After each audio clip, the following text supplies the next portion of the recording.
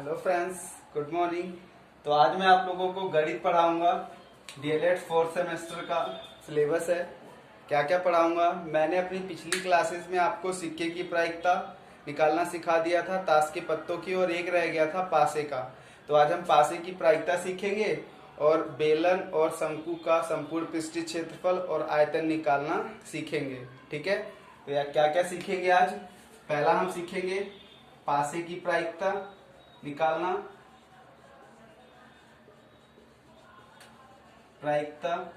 ठीक है, दूसरा हम सीखेंगे बेलन का कुल पृष्ठीय क्षेत्रफल और आयतन निकालना सीखेंगे। ठीक है, और एक और सीखेंगे हम शंकु के बारे में। शंकु का कुल पृष्ठीय क्षेत्रफल और आयतन। ठीक है, आई होप आप लोगों को वीडियो पसंद आएगी। पसंद आए तो सब्सक्राइब जरूर करना। ये फोर्थ सेमेस्टर का एक सिलेबस है, आप लोग देख लीजिएगा। ठीक है, तो चलिए स्टार्ट करते हैं। पासे की प्रायिकता कैसे निकाली जाती है इसके बारे में मैं थोड़ा इंट्रोड्यूस कर देता हूं। Let's see. तो पासे की प्रायिकता सीखेंगे, प्रोबेबिलिटी ऑफ डाइस। इसमें मैं कुछ आपको बताता हूं। जैसे मान लो कि कुल किसी डाइस को अगर हम फेंका जाता है तो कुल संभावना कितनी हो सकती है, उसको निकालने का फॉर्मूला होता है टोटल आउटकम्स कितने आएंगे। इसका सूत्र होता है 6 की पावर n, जहां पे n जो है n है पासों की संख्या। पासों की संख्या कैसे, चलिए सीखते हैं। अगर मान लो एक पासे को फेंकते हैं तो कौन कौन सी संभावना होगी, कितनी संभावना होगी वो निकाल सकते हैं। अगर दो पासे एक साथ फेंके जाते हैं तो कितनी संभावनाएं होंगी उसे भी निकालना सीखेंगे। Let's see.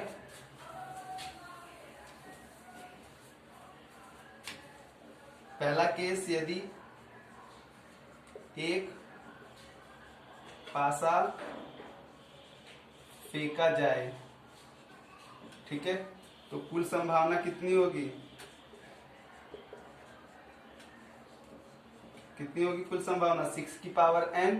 6 की पावर n की जगह एक ही पासा है तो बराबर कितनी संभावनाएं बनेंगी, 6। कौन कौन सी होंगी, 1 2 3 4 5 6। ठीक है, तो अगर दो पासों को फेंका जाए तो कितनी संभावनाएं बनेंगी, क्योंकि हमारे सिलेबस में मैक्सिमम दो पासों का है। तो चलिए दो पासों का निकालते हैं, कैसे संभावनाएं बनाएंगे। दूसरा केस, यदि दो पासों को फेंका जाए, ठीक है, तो कुल संभावना कितनी होगी,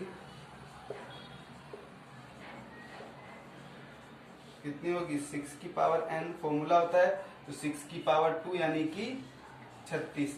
अभी कौन कौन सी बनेंगी, चलिए बनाना सिखाता हूं। 36 पासाओं की हम बनाना सिखाते हैं, तो आप सिंपली बनाओ। सबसे पहले 1 लिखिए 6 टाइम, थोड़ा गैप करके 1 2 3 4 5। ठीक है, फिर 2 2 लिख दीजिए, फिर 3 3 4 5 6 तक काउंटिंग। तो देखिए 3 3 इस रो में, 4 4 5 5 6 6। ठीक है, तो अभी हमने क्या करा है, हॉरिजॉन्टली क्या करा है, लिखा है 1 1 2 2 3 3 4 4 5 5 6 6। तो अब हम क्या काम करेंगे, वर्टिकली लिखेंगे यही, जैसे 1 1 1 1 1 1। तो ये इतना बन गया इसका। ठीक है, अब इसमें लिखते हैं 2 2 2 2 2।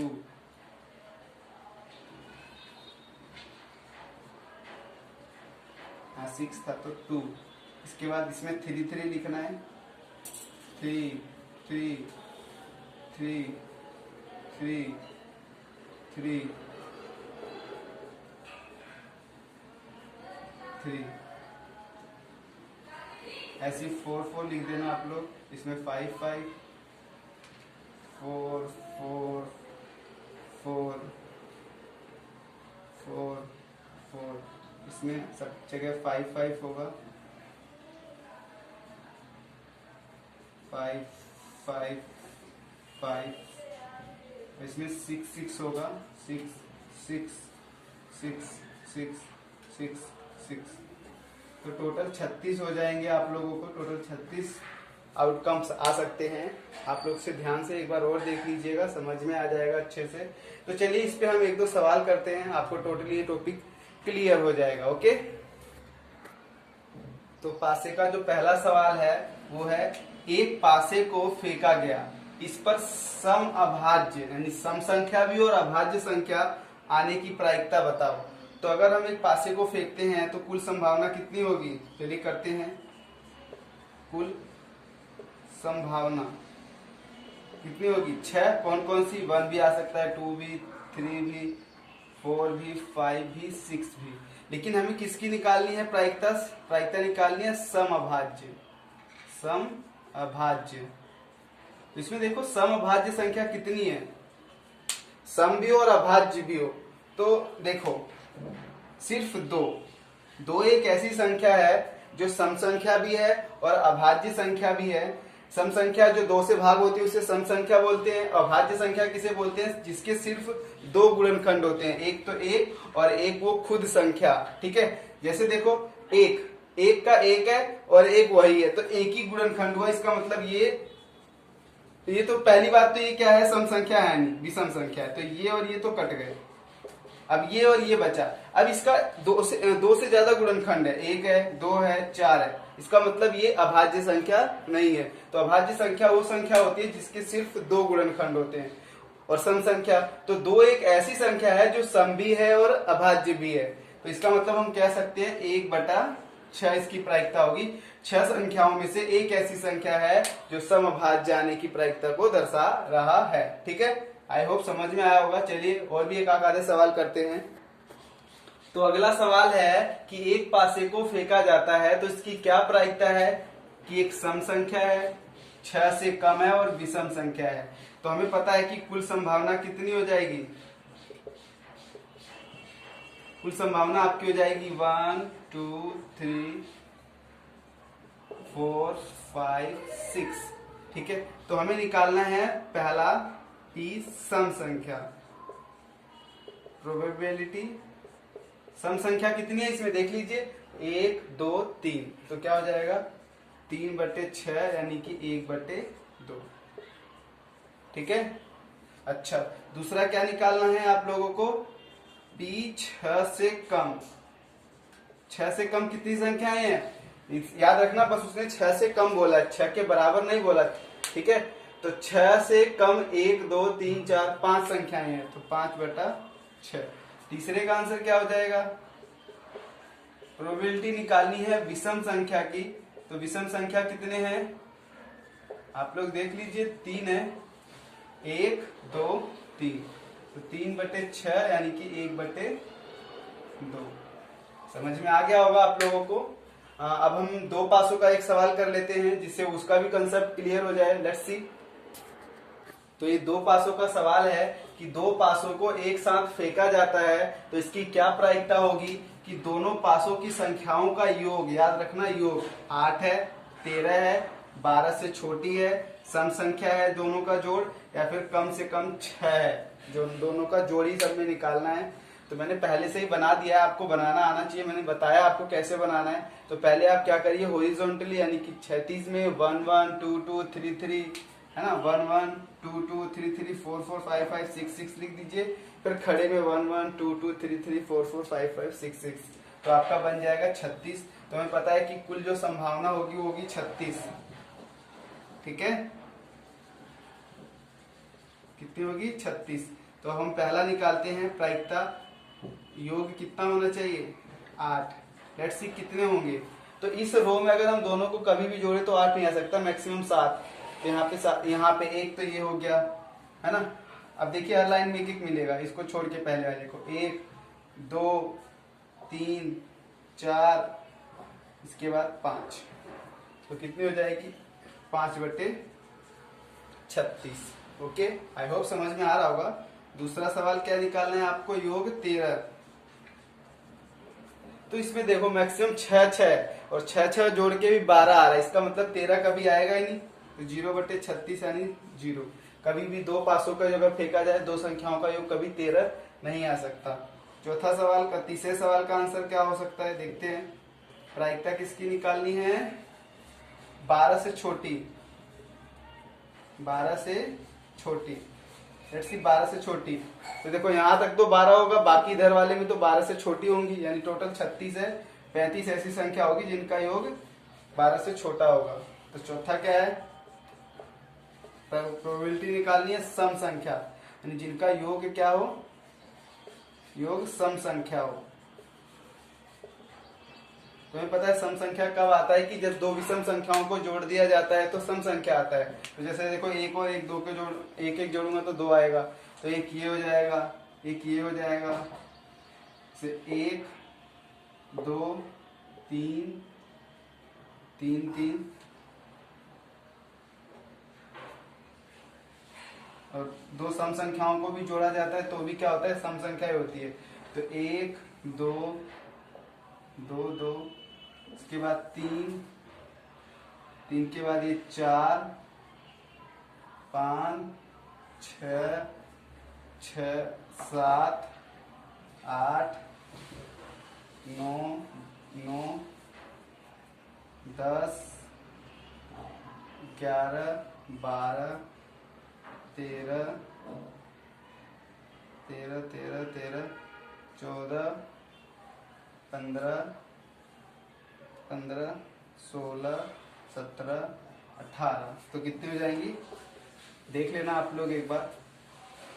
तो 9 दूनी 18, 9 चौक 36, 1/2, यानी ऐसी 1/2 यानी आधी ऐसी संख्याएं आएंगी जिनका योग सम संख्या होगा, और आधी ऐसी आएंगी जिनका योग विषम संख्या होगा। आई होप आप लोगों को ये समझ में आ गया होगा।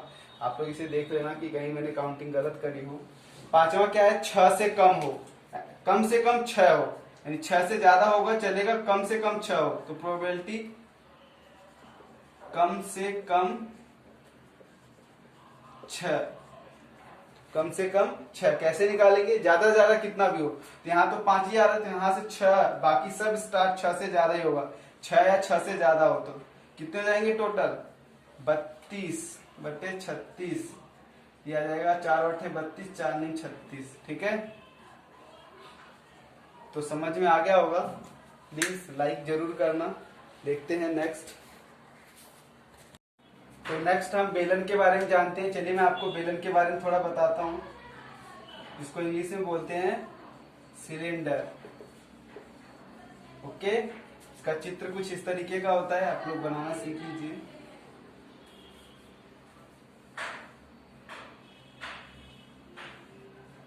एक नीचे सर्कल होता है, वृत्त होता है एक ऊपर, और इनके बीच की हाइट h होती है, h से दिखाते हैं, और ये इनका त्रिज्या होता है। ठीक है, तो अगर क्या होगा, ऊपर नीचे से ढक्कन नहीं होंगे तो उसको वक्र यानी खुला हुआ बोलते हैं बेलन, अगर बंद होगा तो उसको कुल यानी संपूर्ण बोलते हैं। तो इसके हम कुछ सूत्र पढ़ लेते हैं। पहला,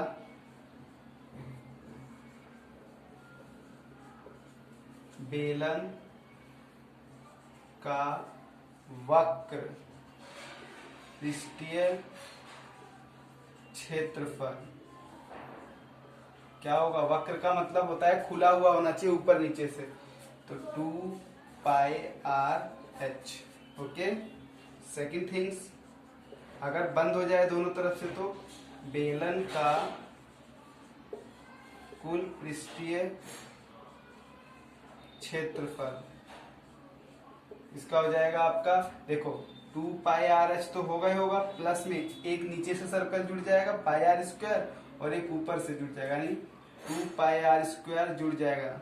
कॉमन ले लो, 2πr कॉमन ले लोगे तो h+r, यानी किसी बेलन का कुल पृष्ठीय क्षेत्रफल का सूत्र होता है 2 पाई r ब्रैकेट में h प्लस r। ठीक है, तीसरी चीज का पढ़ लेते हैं, आयतन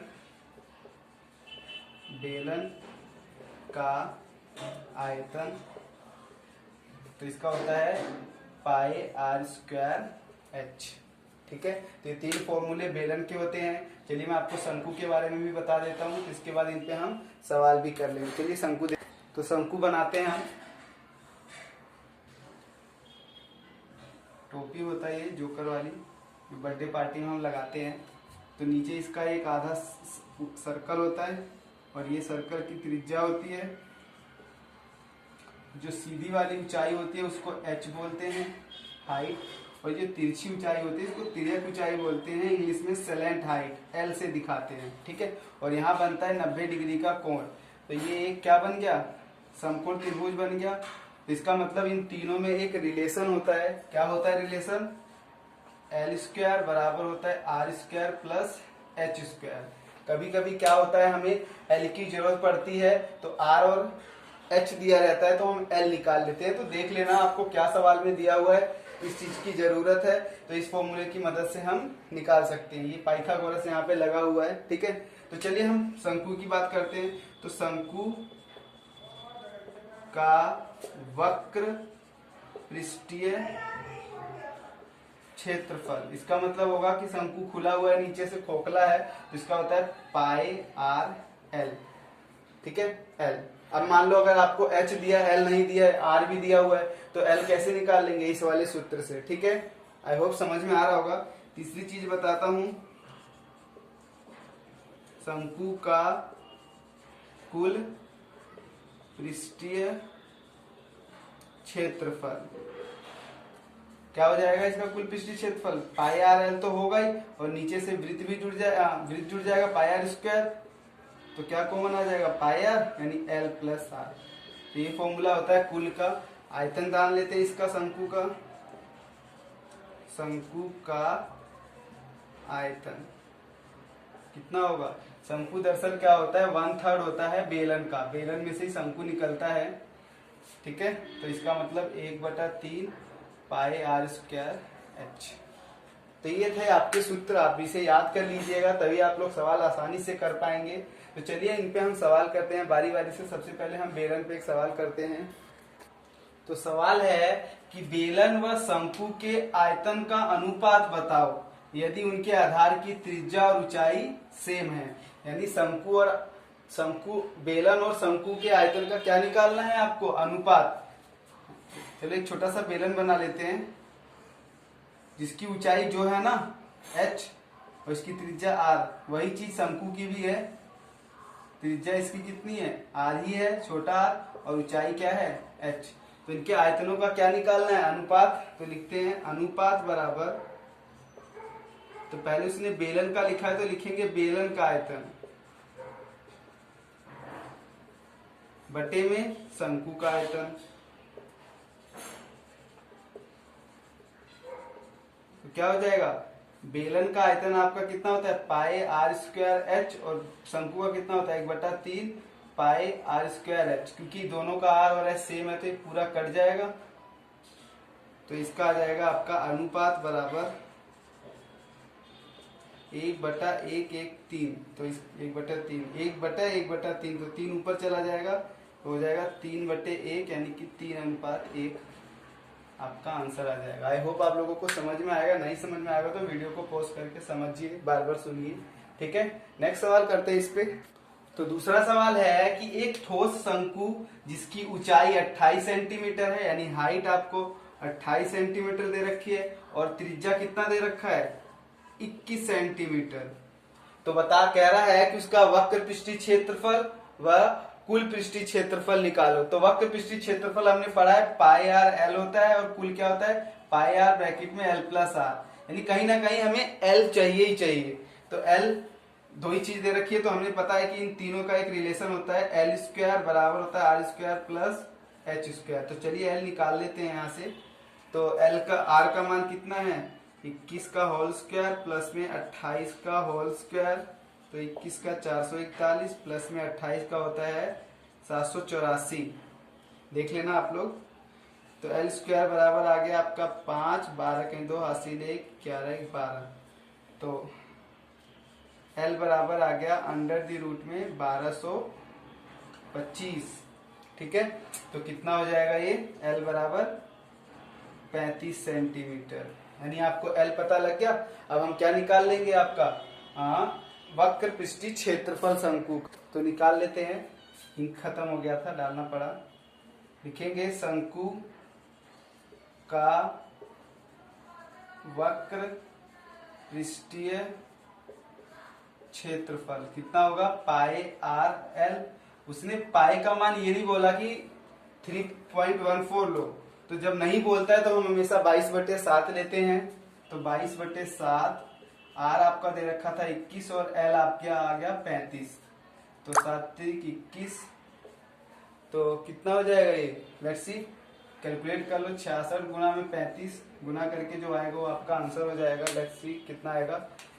66 गुना 35, 5 6 30, 5 6 30 3 33, 3 6 18, 3 6 18 1 19, तो 0 11 का 1 हासिल लगा 1, 13 3 हासिल लगा 1, 2310 सेंटीमीटर स्क्वायर। ठीक है, सेंटीमीटर में है तो सेंटीमीटर में ही आंसर आएगा। तो आप लोग अगर कैलकुलेशन देख लेना, तो सही होगा। नेक्स्ट है कुल पृष्ठीय क्षेत्रफल के लिए आप वही फॉर्मूला लगा देंगे। तो कुल के लिए क्या हो जाएगा? लिखेंगे शंकु का कुल पृष्ठीय क्षेत्रफल बराबर हो जाएगा आपका पाई आर ब्रैकेट में एल प्लस आर। तो 22/7 गुना में 21, यहाँ आ जाएगा 35 धन 21, 3 आ जाएगा। यहाँ 66 गुना में कितना हो जाएगा? 6 और 5 56।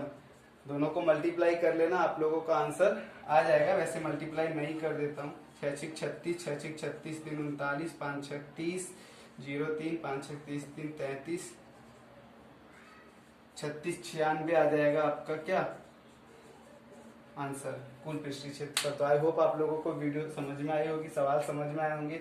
अगर नहीं समझ में आया होगा तो आप कमेंट्स में जरूर बताइएगा। मैं आपको दोबारा क्वेश्चंस की वीडियो बना के भेजूंगा। Thank you so much, subscribe जरूर करिएगा। थैंक्स।